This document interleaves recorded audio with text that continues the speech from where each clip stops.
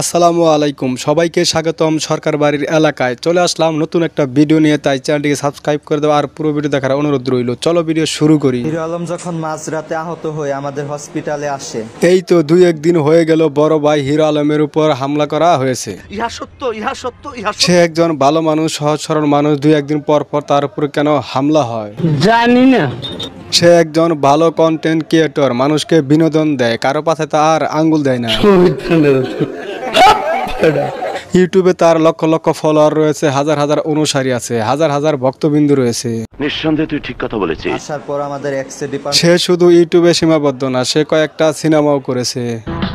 হিসাব বোঝো না, দুধু খাও। অনেকেই তার এই অর্জনকে সহ্য করতে না পেরে তার উপর হামলা করতেছে। সঠিক বলেছেন, আপনার বুদ্ধি ভালো। কেবিনে দিয়ে দেওয়া হবে। হিরো আলম ভাই অল্প শিক্ষিত হলেও সে কিন্তু সারা বাংলাদেশে প্রভাব বিস্তার করেছে। অনেক শিক্ষিত লোকেরা কিন্তু এই কাজ করতে পারবে না। কথা কি ক্লিয়ার না ভেজাল আছে? দেশের সবাই তার জন্য দোয়া করবেন ভাই যেন তাড়াতাড়ি সুস্থ হয়ে যায়। रुको जरा सबर करो।